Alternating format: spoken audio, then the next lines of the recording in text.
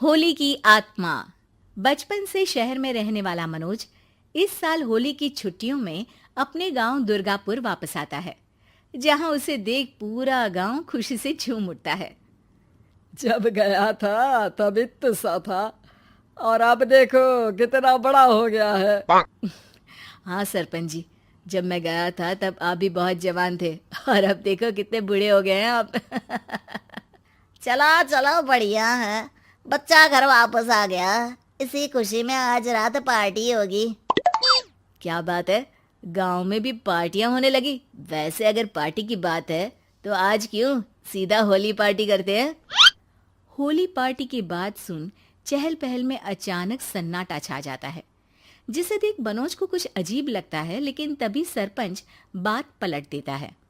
अब बहुत देर हो गई, चलो सब अपने घर चलो, पार्टी के बारे में कल सोचेंगे। मनोज भी मम्मी पापा के साथ घर आ जाता है, पर होली पार्टी और उस पर पूरे गांव की खामोशी वाली बात अभी तक उसके जहन से निकलती नहीं। पापा, होली पार्टी की बात पर सब चुप क्यों हो गए थे? अरे होगी उनकी कोई अपनी बात। मुझे गांव की पंचायत ही थोड़ी पता है। थक गया हूँ, चलो सो जाते हैं, कल बात करते हैं। पापा की बात मानते हुए मनोज भी सोने चला जाता है। आज तो छुपा लिया, लेकिन हफ्ते बाद जब होली का दिन आएगा तब इसे कैसे रोकोगे? अगली सुबह सूरज के साथ ही मनोज भी गांव घूमने निकल जाता है, जिस पर रास्ते में उसे अपनी ही उम्र के कुछ लड़के भी मिलते हैं, जिनसे दोस्ती कर अब वो उनके साथ घूमने लगता है। इसी तरह कुछ दिन बीत जाते हैं और होली नजदीक आने लगती है। दोस्तों, होली में 4 दिन ही बचे हैं, पर गांव में उसकी कोई तैयारियां क्यों नहीं दिख रही? क्योंकि यहाँ होली नहीं मनाई जाती। अरे पर ऐसा क्यों? वो राजा भूषण। अरे तुम 4 दिन के लिए आए हो, क्या इतना सोच रहे हो? चलो कुछ खाने चलते हैं। इसी के साथ एक बार फिर होली की बात को टलते हुए देख मनोज को शक होने लगता है। वो घर पहुंचते ही इंटरनेट पर अपने गांव और राजा भूषण के बारे में जानकारी निकालने लगता है। क्या? मुझे आज तक ये नहीं पता था। ऐसा कैसे? किसी ने मुझे कुछ बताया क्यों नहीं? सारी जानकारी लेने के बाद मनोज गांव वालों या अपने मम्मी पापा से कुछ पूछे बिना खुद ही उसकी सच्चाई के बारे में छानबीन करने लगता है, जिसके चलते वो राजा भूषण की हवेली में पहुंचता है। वाह, क्या हवेली है यार। पर क्या यहाँ सच में कोई भूत है? हेलो भूत जी, कोई है क्या? हम इस साल गांव में होली सेलिब्रेट कर रहे हैं, क्या आप उस पर थोड़ा इंटरव्यू देंगे? मनोज के ऐसा बोलते ही गांव में तूफान उठ जाता है और हवेली में रखी सारी चीजें हिलने लगती है। एक अदृश्य शक्ति मनोज को धक्का देकर हवेली से बाहर निकाल दरवाजा बंद कर लेती है। ये सब देख मनोज हैरान रह जाता है। क्या अभी मुझे हवा ने धक्का देकर बाहर निकाल दिया?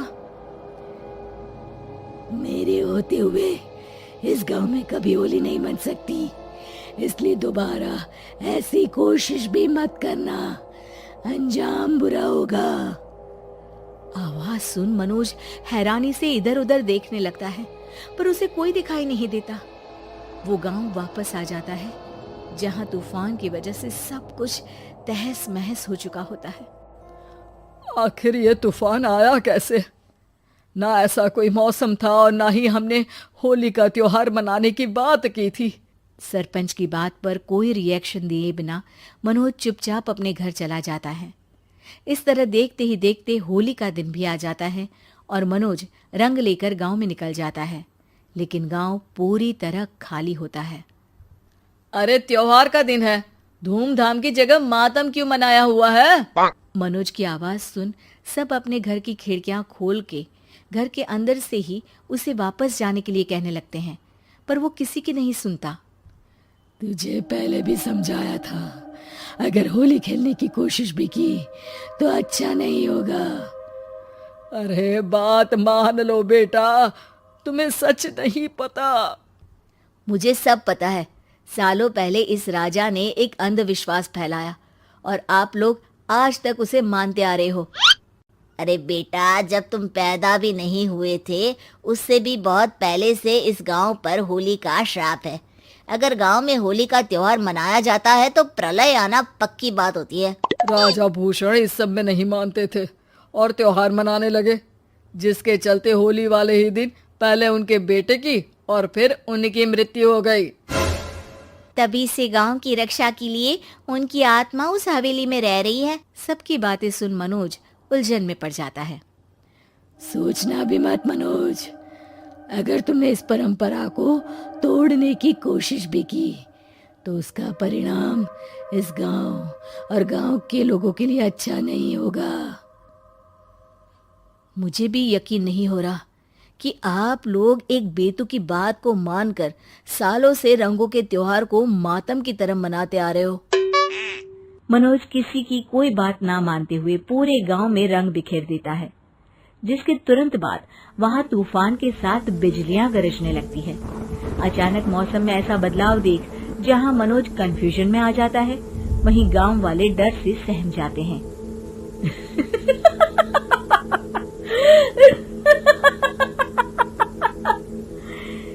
इस लड़के ने हमारे जैसे सिर्फ अपने स्वार्थ के लिए नहीं बल्कि पूरे गांव की खुशियों के लिए यहाँ होली मनाई है, जिस वजह से अब इस गांव पर होली का श्राप टूटता है। ऐसा बोलकर राजा का भूत वहां से गायब हो जाता है, जिसके बाद गांव के लोग धूमधाम से होली मनाते हैं। खुशियों के रंग गांव में बिखरे ही होते हैं कि अगली सुबह अचानक मनोज कहीं गायब हो जाता है और एक बार फिर गांव में होली का नया राज शुरू हो जाता है।